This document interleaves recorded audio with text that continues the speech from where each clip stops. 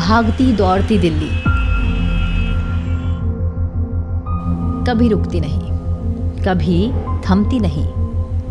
हर तरफ मचता शोर करता सांसों को कमजोर।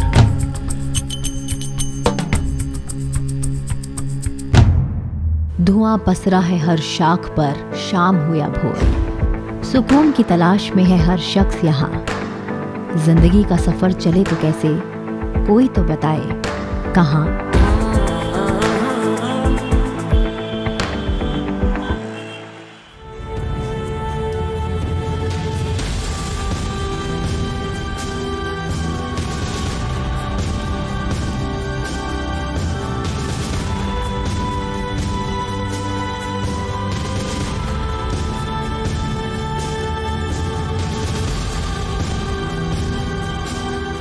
इसी शोरगुल में पेवस्त हैं चंद टुकड़े जमी के, जहां घास है, हरियाली है, पत्ती है, पशु पक्षी है, पानी है और साफ हवा भी। छुपा रखा है दिल्ली ने इसे बड़े चाव से।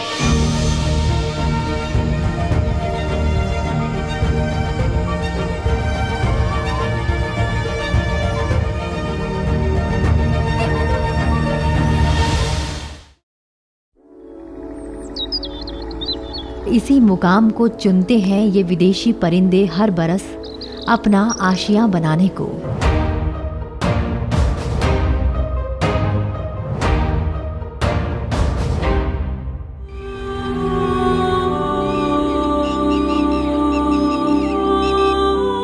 ये मेहमान हजारों मीलों का सफर तय कर यहाँ आते हैं। इन्हें प्रवासी पक्षी या माइग्रेटरी बर्ड्स भी कहा जाता है।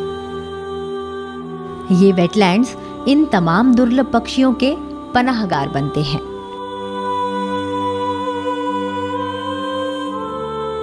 ये जो जंगल हैं, ये पूरी धरती के लिए लंग्स का काम करते हैं, यानी कार्बन डाइऑक्साइड को एब्जॉर्ब करते हैं और ऑक्सीजन को रिलीज करते हैं। इस लिहाज से ये जो वेटलैंड्स हैं, ये वेटलैंड्स पूरी धरती के लिए किडनी का काम करते हैं। ये गंदे पानी को साफ करते हैं। इस लिहाज से इन वेटलैंड्स को बचाना निहायत ही जरूरी है।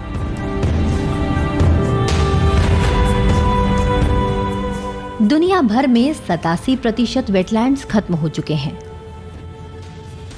इसकी शुरुआत 1700 ईस्वी के बाद हुई थी। 1970 के बाद दुनिया के 35% वेटलैंड्स खत्म हो गए।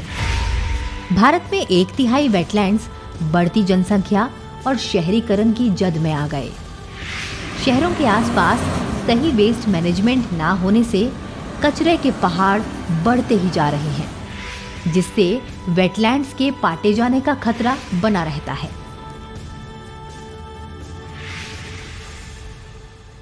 वेटलैंड्स एक बहुत महत्वपूर्ण इकोसिस्टम है जो हमें क्लाइमेट अडेप्टेशन और मिटिगेशन दोनों में हेल्प करता है। मतलब क्लाइमेट चेंज जो हो रहा है पूरे भारत में, वेटलैंड ऐसी जगह है जो कार्बन को पकड़ के रखता है।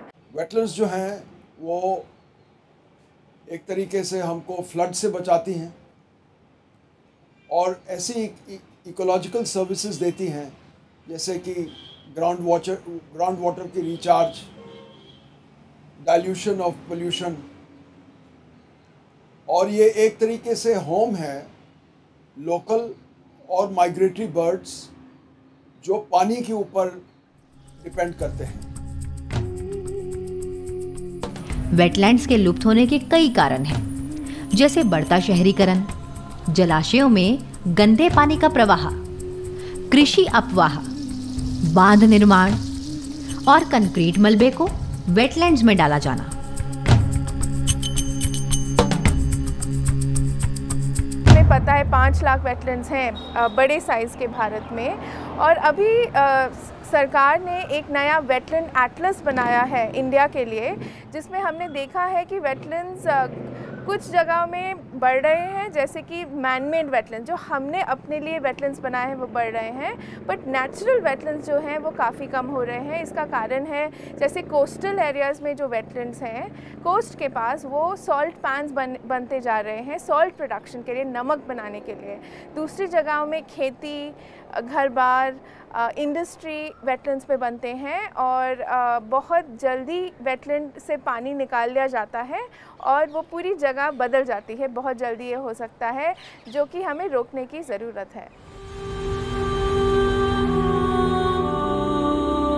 दरअसल रामसर कन्वेंशन वेटलैंड संरक्षण का एक ऐसा सामूहिक प्रयास है जिसे दुनिया भर के वेटलैंड्स को बचाने के उद्देश्य से 2 फरवरी 1971 में ईरान के रामसर शहर में मूर्त रूप दिया गया था।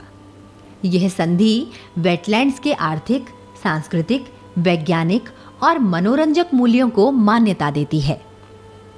रामसर कन्वेंशन के 3 प्रमुख स्तंभ हैं जो सभी सदस्य देशों पर लागू होते हैं, जिसमें तय व्यवस्था के माध्यम से वेटलैंड्स को सुरक्षित रखना, योजनाओं, नीतियों और कानून प्रबंधन कार्य एवं जागरूकता के प्रयास करना, वेटलैंड्स की सूची नामित कर रामसर सूची का प्रभावी प्रबंधन करना और ट्रांसबाउंड्री वेटलैंड्स पर अंतर्राष्ट्रीय सहयोग, साझा वेटलैंड सिस्टम, साझा प्रजातियां और विकास परियोजनाओं का प्रबंधन करना शामिल है। इस कन्वेंशन के तहत आज विश्व भर में 2413 रामसर साइट्स हैं। भारत 1 फरवरी 1982 से रामसर कन्वेंशन का सदस्य देश है।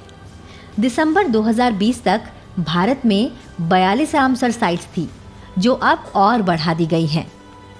ये साइट्स विभिन्न दुर्लभ और लुप्तप्राय प्रजातियों का आश्रय है। भारतवर्ष में ये एक कंटिन्यूअस प्रयास रहा है कि हम लोग ये डिक्लेरेशन, इनका देखभाल इनका करते रहें। 10 से 12 हज़ार पक्षी जो हैं वो कभी भी इन जगहों पे दिख सकते हैं। माइग्रेशन के टाइम में कभी कभी 25,000 डक्स, गीज़ और अदर माइग्रेटरी बर्ड्स उसमें आते हैं। तो इसका मतलब है वो ये वैसी जगहें हैं जो नेचर के लिए बहुत इम्पोर्टेंट हैं, और वो नेचुरल जो सिस्टम्स हमारे हैं दुनिया भर में, वो एक तरीके से हर मौसम में एक इनका फ्लो होता है। तो ये जो बर्ड्स होती हैं समर टाइम में ब्रीडिंग करने के बाद जब वहाँ विंटर होता है तो हमारे पास वो आती हैं इंडिया में। उसका नाम है सेंट्रल एशियन फ्लाईवे, CAF। और सेंट्रल एशियन फ्लाईवे में ये कई वेटलैंड्स में ये इस्तेमाल होता है उनका रेस्ट करने का, खाने का, उनकी खुराक का। इनमें रामसर जो साइट्स हैं ये बहुत इम्पोर्टेंट हैं, क्योंकि बड़े लेक्स हैं, बड़ी एरियाज़ हैं, और इनमें ये जो माइग्रेशन को जो ये हेल्प करती हैं, जो दुनिया का वेब है एक तरीके से लाइफ का, जो शुरू हुआ था मनुष्यों से पहले, तो इस चीज़ों को हमें रोकना नहीं चाहिए। और ये इसमें कंट्रीब्यूशन के लिए ऐसी वेटलैंड्स इम्पोर्टेंट हैं और रामसर का इसमें महत्व है।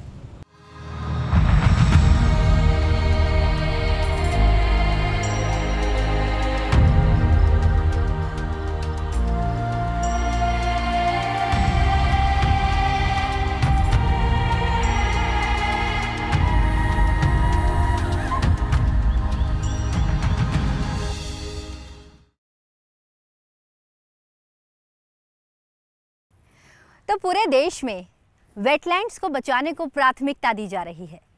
चलिए नेचर एंड यू की आज की इस कड़ी में बात करते हैं वेटलैंड्स की और माइग्रेटरी बर्ड्स की। आपको मैं ये ज़रूर बताना चाहूँगी कि इस वक्त मैं दिल्ली के जिस वेटलैंड पर मौजूद हूँ, ये जगह 20 साल पहले ऐसी बिल्कुल भी नहीं थी। जी हाँ, यहाँ नमक से भरी हुई रेतीली ज़मीन थी और सिर्फ घास। लेकिन कुछ प्रकृति प्रेमियों की नेक सोच, बुलंद हौसले और प्रकृति के प्रति उनके जुड़ाव ने कुछ ऐसा कर दिखाया कि ये जगह सुदूर देश से हजारों मीलों दूर से आने वाले माइग्रेटरी बर्ड्स के लिए हर वर्ष का ठिकाना बन चुका है। और तो और यहाँ रहने वाले बाशिंदों के लिए शोर गुल से दूर, प्रदूषण मुक्त प्रकृति की गोद में कुछ पल बिताने का एक बहाना भी।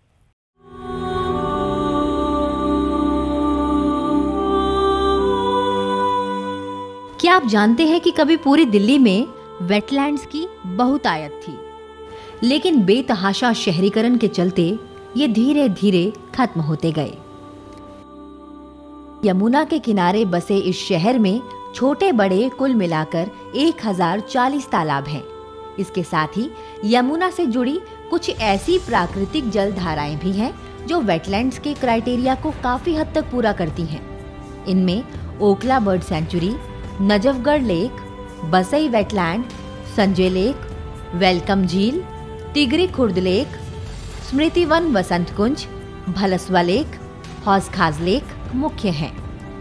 यह कुल मिलाकर 250 से ज्यादा पक्षियों की प्रजातियों को संरक्षण देती हैं, जिनमें अधिकांश माइग्रेटरी हैं। स्पेस एप्लीकेशन सेंटर ने देश भर में फैले वेटलैंड्स का एक एटलस तैयार किया है जो बताता है कि दिल्ली में 2773 हेक्टेयर में वेटलैंड्स फैले हुए हैं। यह दिल्ली के कुल क्षेत्रफल का महज 1.9% ही है।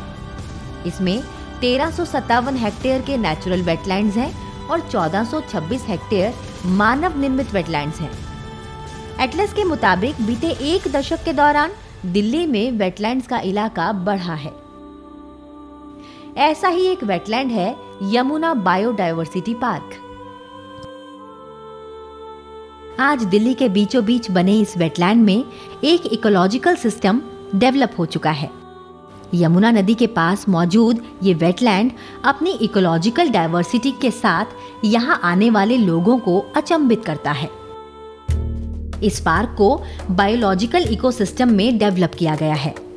ये यमुना के बेसिन की फॉरेस्ट कम्युनिटीज की बात करता है, लेकिन कभी ये जगह ऐसी बिल्कुल नहीं थी। यहाँ आने वाले विदेशी मेहमान तो छोड़िए, यहाँ रहने वाले स्थानीय पक्षी भी यहाँ नहीं दिखाई देते थे।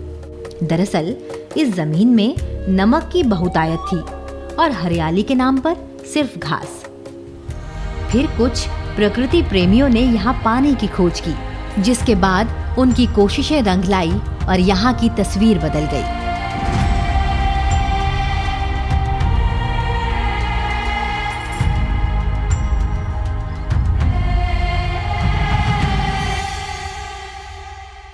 बहुत इंटरेस्टिंग है इसको जानना कि जब किसी भी जगह पे अगर एक सुंदर नज़ारा, एक सुंदर चीज़ बनानी हो जिसका रिश्ता आपके दिल से, दिमाग से और आपके बॉडी से हो, तो वो आसान नहीं होता। इस ज़मीन पे जब हम पहुँचे तो एक बंजर ज़मीन, एक ऐसी ज़मीन जिस पे जो भी पौधे थे वो पौधे नमकीन थे, मतलब मिट्टी ऊसर थी, नमक बहुत था, पीएच कहीं कहीं पे 9.8 था। इस पे ज़िंदगी को फिर से बसाना आसान तो नहीं था। शुरुआती दौर बहुत ही ख़राब रहा। जैसे ही हमने शुरुआत की, ख्वाब बड़े थे, उम्मीदें बहुत ऊंची रखी थी हमने, ड्रीम हमारा बहुत बड़ा था। जैसे शुरुआत की, हमारे ड्रीम बिल्कुल शैटर्ड हो गए। 10 दिन के अंदर जो हमने 200-250 पौधे एक्सपेरिमेंटल बेसिस पे लगाए थे, वो सब मर गए। आप सोच सकते हैं, एक ऐसा ड्रीम जो बनने से पहले ही ख़त्म हो गया। किताब कुछ नहीं कहता, आपको सीखना है। प्रकृति बताती है, विज्ञान का सहारा था, प्रकृति का नज़ारा था और विज्ञान का सहारा था, और हमने दोनों को साथ लिया। और ये वेटलैंड जो देख रहे हैं बना हुआ, यहाँ पे कुछ इंडिकेटर्स थे जो बताते थे कभी यहाँ वेटलैंड था जो सिल्टेड हो गया, इसको डीसिल्ट किया, सिल्ट निकाले, माउंट बनाए, उस पर पौधे चलने लगे, यहाँ पानी आया, पक्षी आने लगे यूरोप, साइबेरिया, चाइना से। तो ये हमारे शुरुआत की कहानी।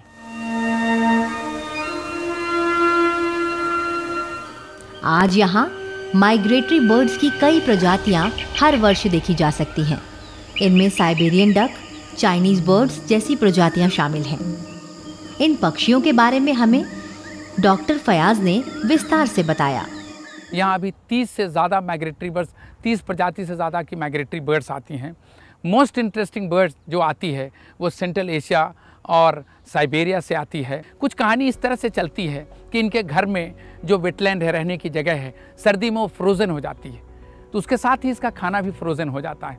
तो इनको जीना है, तो वो वर्ल्ड के इस हिस्से की तरफ वो माइग्रेट करते हैं, और ये एनुअल माइग्रेशन प्रोसेस है। रेड क्रेस्टेड पोचार्ड यहाँ आता है, वो सबसे खूबसूरत है। In fact Yamuna biosphere park red crested pochard के लिए जाना जाता है।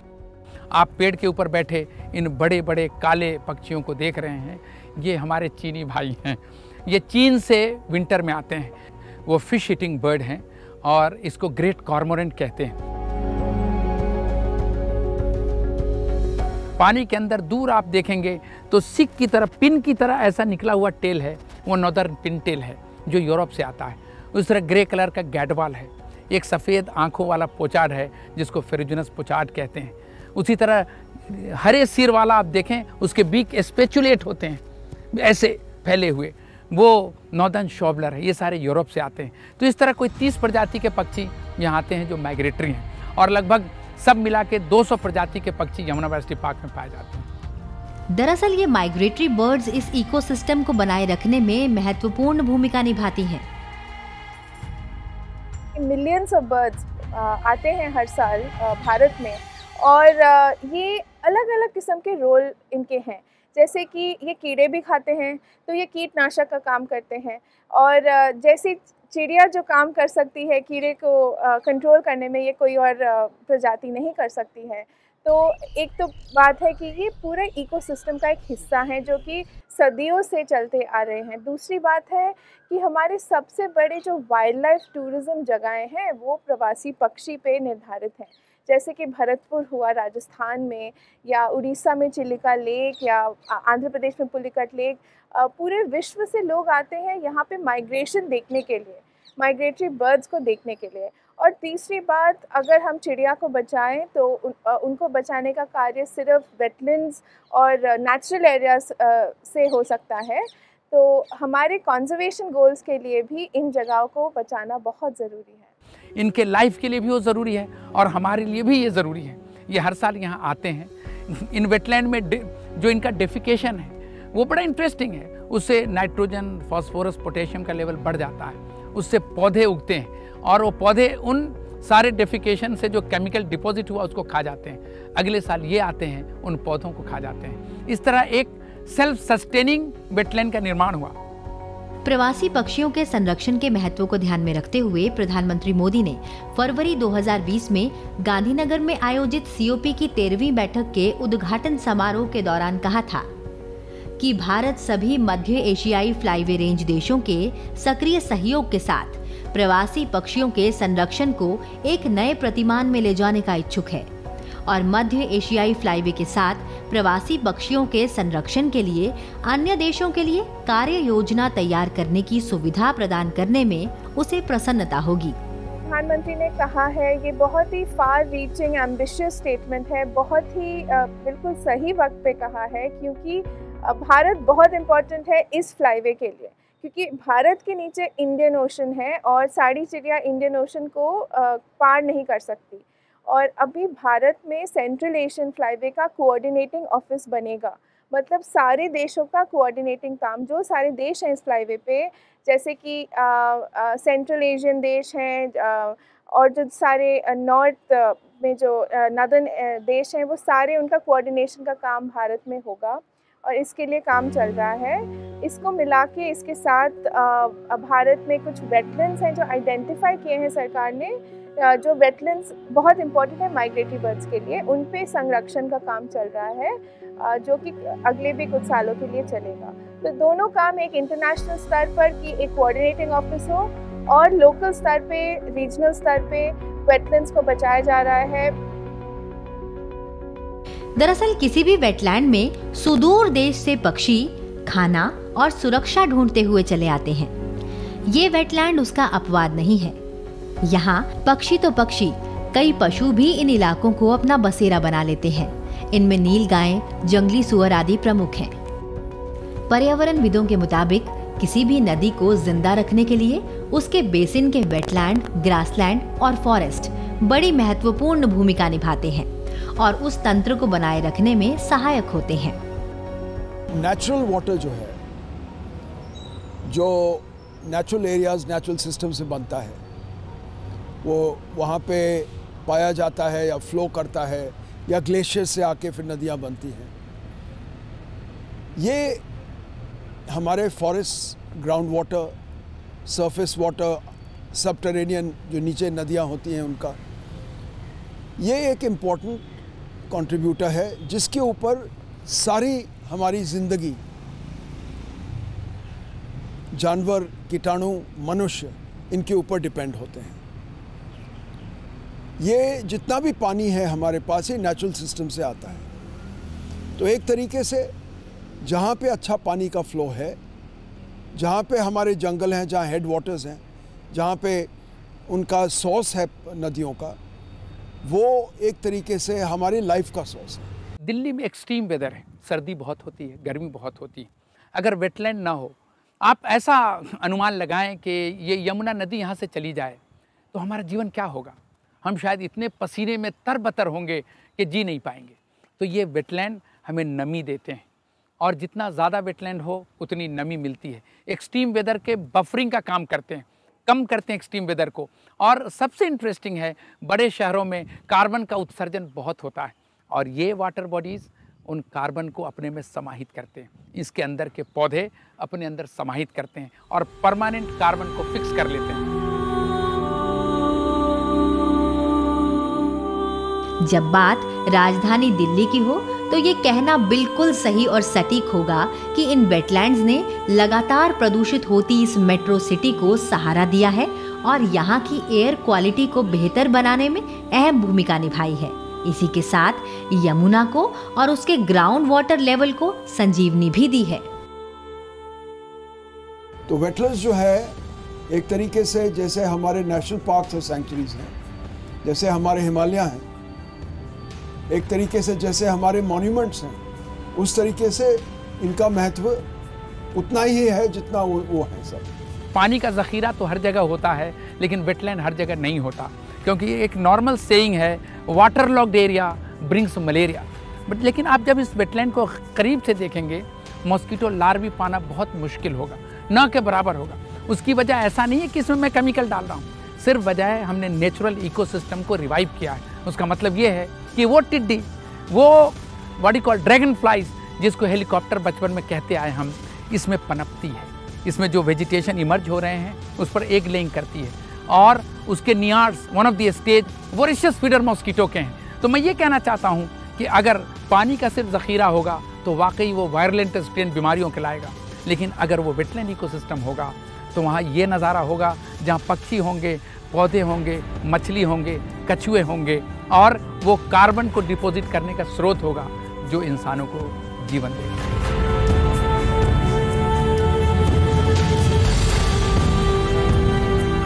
तो नेचर एंड यू में आज हमने जाना कितने ज़रूरी हैं माइग्रेटरी बर्ड्स, कितने ज़रूरी हैं हमारे देश में वेटलैंड्स। सच में प्रकृति, पेड़, जंगल, पशु पक्षी, ये हमारे जीवन के लिए कितने ज़रूरी हैं। कहते हैं हवाओं का रुख बदल सकता है, हवाओं का गुण बढ़ सकता है। एक पेड़ लगाकर तो देखिए, जीवन संवर सकता है। प्रकृति के ज़रा करीब आकर तो देखिए, कौन कहता है जीवन संभव है बिना प्रकृति के। एक कदम प्रकृति की ओर बढ़ाकर तो देखिए। और इसी बात के साथ मुझे दीजिए इजाज़त और देखते रहिए सनसेट टीवी। नमस्कार।